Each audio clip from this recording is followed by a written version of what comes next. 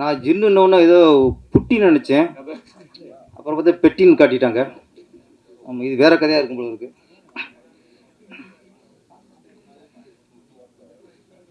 Udhayakumar sir வந்து என்ன sir, குட்டிமா சாங் அது. குட்டிமா சாங் ரொம்ப ரசிச்சிருக்காரு. நாங்களாம் தத்துவ சாங் ரசிப்போம், சென்டிமெண்ட் சாங் ரசிப்போம். உதயகுமார் சார் தான் இந்த குட்டிமா மாதிரி சாங் ரசிப்பார். அவர் அப்டேட்டில் இருக்கார். செருமணி சார் வந்து ஒரு ரகசியத்தை சொன்னார். இப்போ நானே அதை கற்றுக்குறேன். கதாநாயகை செலக்ட் பண்ணும்போது நாங்கள் கண்ணை பார்ப்போம், அப்புறம் சிரிப்பை பார்ப்போம்னா. இப்போ தான் தெரியுது ஏன் ரோஜா மேடை செலக்ட் பண்ணாங்கன்ட்டு. அவங்க சிரிச்சா அவ்வளோ அழகாக இருக்கும், மல்லிகைப்பூ மாதிரி இருக்கும். அந்த சிரிப்பு உள்ள தான் நீங்கள் செலக்ட் பண்ணியிருக்கீங்க. படத்துக்கு மட்டும் இல்லை, லைஃபை செலக்ட் பண்ணிட்டார். இப்போ எந்த அளவுக்கு அவங்க சிரிப்பு கவர்ந்துருக்கு பாருங்க.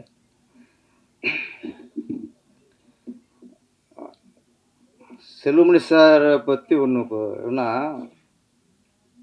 இப்போ நிறைய இப்போ பரபரப்பாகவும் படபடப்பாகவும் என்ன இப்படி டென்ஷன் இருக்கிறது அவர் ஒருத்தர் தான். அவர் முதல்ல இயக்குனர், இயக்குனர் சங்கத்தில் தான் செக்ரட்டரியாக இருந்தார். அப்புறம் தலைவரானார். அதுக்கப்புறம் பெப்சி தலைவர் ஆகிட்டார். பெப்சி தலைவரானாலும் ஏதாவது மீட்டிங் போகிறோம், ஏதாவது இப்போ பையனூரில் போய் ஒரு பில்டிங் ஆரம்பிக்க போகிறோம் அப்படின்னா எல்லா சங்கத்துலையும் வர வைப்பாங்க. அப்போ போம்னு கேட்பார், நம்ம சங்கத்தில் எத்தனை பேர் வராங்க அம்பார். சார் நம்ம சங்கத்தில் ஒரு 50 பேர் 60 பேர் வரேன் சார். நம்ம வேறு யாராவது பார்க்க போகிறோம் தான் அப்போன்னு கேட்பார், நம்ம சங்கத்துலேருந்து யார் யார் வராம்பார். எப்போ பார்த்தாலும் நம்ம சங்கத்துலேருந்து யார் வா, நம்ம சங்கம் பாரு. இந்த தயாரிப்புள்ள மீட்டிங் இருந்துச்சு, ரொம்ப நாளாக தொடர்ந்துகிட்டே இருந்துச்சு பேச்சுவார்த்தைகள். ஆனால் தயாரிப்புள்ள முன்னாடி நாங்கள் அதிகம் திட்டு வாங்கியிருக்கோம். நான் திட்டு வாங்கியிருக்கேன். என்னை விட அதிகம் திட்டு வாங்க உதயகுமார் சார் தான். அண்ணே சும்மா என்ன பாரு, நான் எல்லா இடத்துலையுமே தயாரிப்பு சப்போர்ட்டாக பேசுவார். ஒவ்வொரு வார்த்தையும் தயாரிப்பு நம்மளோட அக்கறையில் தான் அவர் எங்களையும் கிடச்சிருக்காரு. அவரோட எல்லாம் பேசியாச்சு, அந்த புரிந்துணர்வு ஒப்பந்தம் ரெடி பண்ணியாச்சு, எங்களுக்கு வந்துருச்சு. இப்போ மறுநாள் கையெழுத்து போடணும். நான் நைட்டில் படித்து பார்க்குறோம், உதயகுமார் சார் படித்து பார்க்குறாரு. நைட்டு நாங்கள் 2 டிஸ்கஸ் பண்ணுறோம். அதில் ஒரு பாயிண்ட்டு இதை கொஞ்சம் பேசிட்டு அப்புறம் கையெழுத்து போடலாம் அப்படின்ட்டு தலைவர் சொல்லிட்டாரு. நானும் ஓகேன்ட்டேன். மறுநாள் மதியம் 3 மணிக்கு எங்களுக்கு அப்பாயின்மெண்ட்டு தயாரிப்பு சங்கத்தில் போய் நாங்கள் கையெழுத்து போடணும்ட்டு. காலையில் தேங்கி சார்கிட்ட கேட்குறேன், சார் இந்த மாதிரி கொஞ்சம் பேசிட்டு அப்புறம் கையெழுத்து போடலாம் சார்ன்ட்டு. டக்குன்னு கோவம் வந்துச்சு. உங்கள் சங்கத்தை நீங்களே பார்த்துக்கிட்டார். இது வரைக்கும் நம்ம சங்கம்னாரு, திடீர்னு உங்கள் சங்கத்தை நீங்கள் பார்த்துக்கலான்ட்டு டென்ஷனாக போன வச்சுட்டாரு. சரி, எனக்கு ரொம்ப மனசு கஷ்டமாக போச்சு. சரி, மனசு கஷ்டத்தை உதயகுமார் சொல்லி மனசை ஆற்றிக்கலாம் அப்படின்ட்டு அவருக்கு ஃபோன் பண்ணுறேன். உதயகுமார் சாருக்கு எடுத்தார். என்ன தம்பினாரு, இல்லை சார் இந்த மாதிரி நாளைக்கு கையெழுத்து போடணும்னு சொன்னேன். சொல்லும்போது சொன்னார், உங்கள் சங்கத்தை நீங்கள் பார்த்து சொன்னாரா அப்படின்னாரு. இப்போ தான் போன வச்சான். அதே டேலாக் இவர் சொல்கிறாரு அப்படின்னா, எனக்கு முன்னாடி இவர் பேசியிருக்காரு உதயகுமார் சார், அவரும் இதே மாதிரி திட்டு வாங்கியிருக்காரு. அப்போ எனக்கு சந்தோஷம். உதயகுமார் சார் சிவன் சார் திட்டு வாங்கியிருக்காரு, ஓகேப்பா. எனக்கு அந்த மன கஷ்டம் அப்படி பறந்து போச்சு. எதுக்கு சொல்கிறேன்னா, தயாரிப்பாளர்கள் இருக்க வேண்டும், முழுக்க தயாரிப்பாளர்களோட அக்கறையில் தான் அவர் அவ்வளோ ஈடுபட்டார். இயக்குனர் சங்கம் மட்டும் இல்லை, எங்கள் சங்கத்து கூட மேக்கப் யூனியன் வந்திருக்கோம், காஸ்டியூம் யூனியன் வந்திருக்கோம். எல்லாருமே நான் கூட பார்த்தோம். அங்கே எல்லாருமே எங்களை தான் அடக்குனார். அவர் எங்களை தான் திட்டினார். தொழிலாளர்களை தான் இரு சும்மா இருங்க அன்பார், உங்களுக்கு கொடுத்தா நாளைக்கு பிடிச்ச தெருவு நிற்கிறதான் பாரு. இந்த மாதிரி முழுக்க தயாரிப்பாளருக்கே பேசி ஒரு சுமூகத்தை கொண்டு வந்தாச்சு. இப்போ நமக்கு என்ன கஷ்டம்னா, யாருக்காக பேசினாரோ அவங்கள்ட்ட திட்டு வாங்கியிருக்காரு அப்படிங்கிறது எங்களுக்கு கஷ்டம். நாங்கள் திட்டு வாங்கினது நாங்கள் ஒன்றுக்குள்ள ஒன்று நாங்கள். ஆனால் இன்றைக்கி அவ்வளவுலாம் உழைச்சிட்டு இன்றைக்கி அவர் பல மாதிரி பேசும்போது கொஞ்சம் கஷ்டமாக இருக்குது. தீர்வு வந்துடும். ஏன்னா இப்போ நாங்கள் எல்லாம் ஏன் அதெல்லாம் வெளிப்படையாக நியாயத்தை சொல்லிக்கிருக்கோம்னா, இங்கே நீதியரசு இருக்கார். நீதியரசு கூட நாங்கள் நியாயத்தை சொல்லி ஆகணும். ஏன்னா அவருக்கு முன்னாடி நாங்களாம் போயெல்லாம் சொல்ல முடியாது. அதனால் நாங்கள் எங்கள் நியாயத்தை சொல்கிறோம். சீக்கிரம் நல்ல ஒரு தீர்வு வரணும். ஜின் தயாரிப்பாளர்கள் வேந்தன், ராஜேஸ்வரி அம்மா அவங்கள அடிக்கடி உங்களை பார்த்துருக்கேன். நம்ம கவுன்சிலில் பார்ப்போம். ரொம்ப தைரியமான ஒரு லேடி. ஆமாம், துணிச்சலாக பேசக்கூடியவங்க. ஆமாம், ரொம்ப ஆக்டிவாக இருப்பாங்க. ரொம்ப ஆக்டிவாக இருப்பாங்க. நாங்கள் இங்கே வந்ததே ஒரு தயாரிப்பாளர், பெண் தயாரிப்பாளர் அந்த கவுன்சிலில் அவ்வளோ ஆக்டிவாக இருப்பாங்க. உங்களுடைய உழைப்புக்காகவும் உங்களுடைய நேர்மைக்காகவும் தான் நாங்கள் இயக்க சங்கமே இங்கே உட்காந்துருக்கு. பெப்சி உட்காந்துருக்கு, இயக்க சங்கமே இங்கே உட்காந்து காரணம் உங்களுடைய இதுதான்.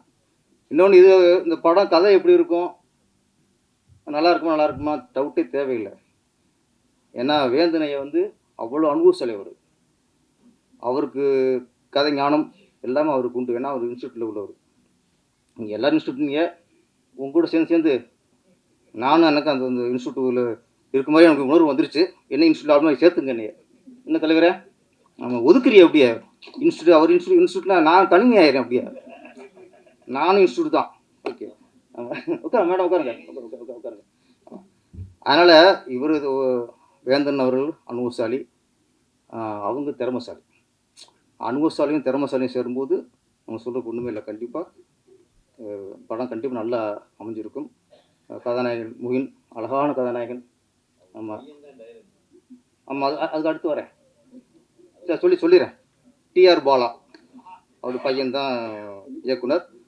ஏற்கனவே நம்ம டிஆர் இருக்கார், ஜாம்புவான் சாதனையாளர். எனக்கெல்லாம் அவர் தான் மானசீக குரு.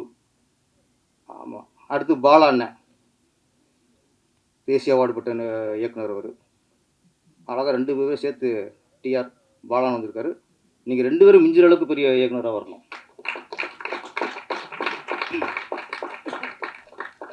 கதாநாயகி குட்டிமா நீங்கள் பேர் சொல்லவே இல்லை பாருங்க. இவ்வளவு பரவாயில்ல டென்ஷன்லையும் பெப்சி தலைவர் கதாநாயகி பேரங்க வச்சிருக்காரு, பவ்யாவான். எங்கள் தலைவரே மறந்துட்டார். நான் கேட்டேன், அப்போ பேர் தெரியல, குட்டிமானார். பெப்சி தலைவர் அப்போ அவங்களோட கண்ணும் அவங்களோட சிரிப்பும் அதுவும் ஒரு சமந்தாவை கம்பேர் பண்ணியிருக்காரு. எந்த அளவுக்கு ஒரு அப்போ இவ்வளவு டென்ஷன்லையுமே ரசிச்சிருக்காருன்னா, டென்ஷன் இல்லைன்னு நினச்சிங்களே எப்படி இருக்கும் பவியா. ஓகே, நாங்கள் பாராட்டோட எங்கள் பெப்சி தலைவர் உங்களுடைய அழகை வர்ணிச்சிட்டாரு. அதுக்கு மீறி இது சுப்ரீம் கோர்ட் மாதிரி நீதியரசரே, இதுக்கு நம்ம ஒன்றும் சொல்ல முடியாது. அப்புறம் வினோதினி மேடம் கேரக்டர், எந்த கேரக்டர் தான் சரி, அழகாக அடித்து தூக்கிடுவாங்க. அப்படியே கேஸ் அடிச்சுடுவாங்க அவங்களுடைய. நாங்கள் நடிப்பர் வச்சுருக்கேன், உதயகுமார் சார் அவர் குரலர் வச்சுருக்காங்க. உங்கள் டோன் பிடிச்சிருக்கு. கம்பீரமான குரல். படத்தில் பேசுகிறத விட இந்த ஊடகங்கள் பேசுவாங்கள்ல, அதில் இன்னும் கம்பீரமாக இருக்கும். அதில் ஒரு நியாயம் இருக்கும். நிறையா உங்களுடைய படத்தில் வச்சுருக்கேன், உங்கள் ஊடகங்களில் உங்களுடைய பேட்டியும் ரொம்ப ரசிச்சிருக்கேன்.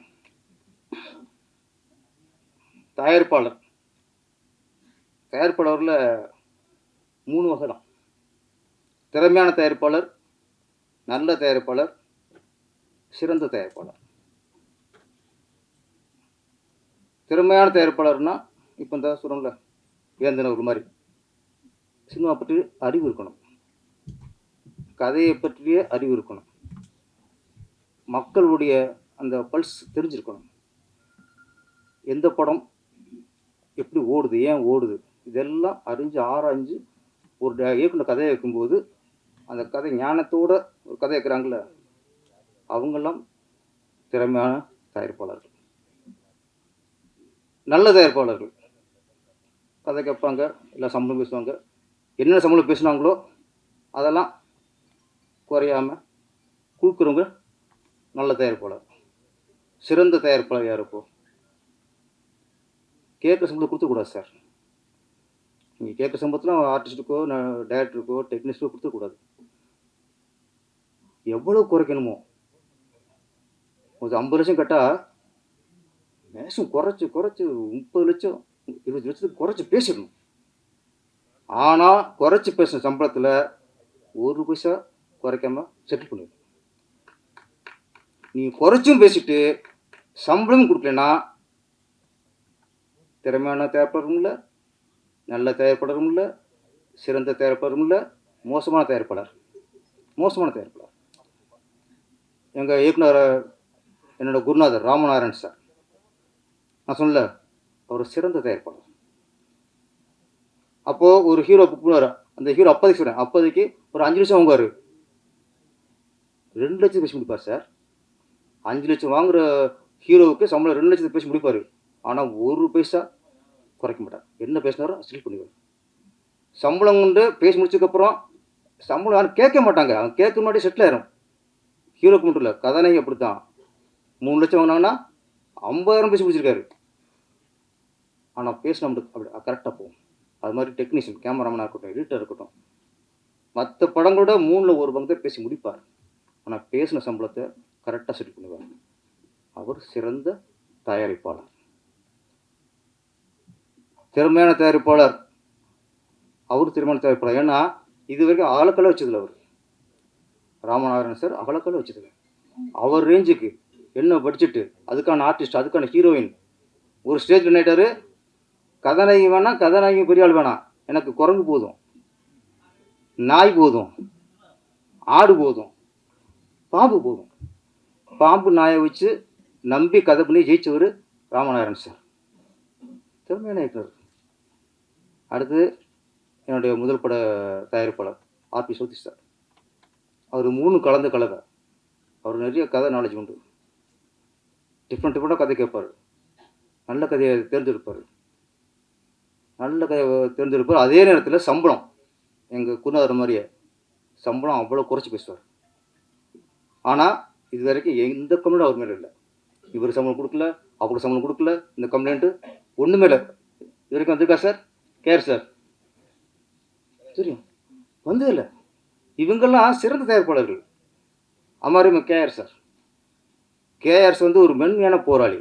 ஆள் பார்த்து அமைதியாக இருப்பார், ஆனால் அழகாக காய் நிறுத்துவார். செஸ் விளையாடு மாதிரியே அழகாக காய் நிறுத்தி வெற்றி அடிச்சிடுவார். பிரியாத வரம்னு ஒரு படம், அது வந்து ரிலீஸே ஆகாத சூழ்நிலை வந்துச்சு. அது ரிலீஸ் ஆகிறதுக்கான காரணம் கேஆர் சார். அவர் தான் அந்த ப்ரொடியூசருக்கு ஃபுல் சப்போர்ட் வந்தார் சார். கிருஷ்ணாரெட்டின்னு ஒருத்தர், நான் வந்து இணை இயக்குனர் வசனகர்த்தா. ஷாலினி அவர்கள் மேரேஜ் ஆயிடுச்சு, அதுக்கப்புறம் நடிக்கலன்ட்டு முடிவுட்டாங்க. இன்னும் நடிக்க வரமாட்டேன்னாங்க. எப்படி பண்ண முடியும்? இவர் தான் விஜயகாந்த் சார்கிட்ட பேசி, அப்புறம் பிரசாந்த் அவர்கிட்ட பேசி, எல்லாத்தையும் பேசி தயாரிப்பாளர் வந்து ஒரு ஸ்டேஜுக்கு ஒரு மாதிரி ஆகிட்டார். ஏன்னா அவ்வளோ இன்வெஸ்ட் பண்ணிட்டார். படம் ரிலீஸ் ஆகாதா, அந்த பொண்ணு கல்யாணம் போயிடுச்சு, வரமாட்டேங்குது.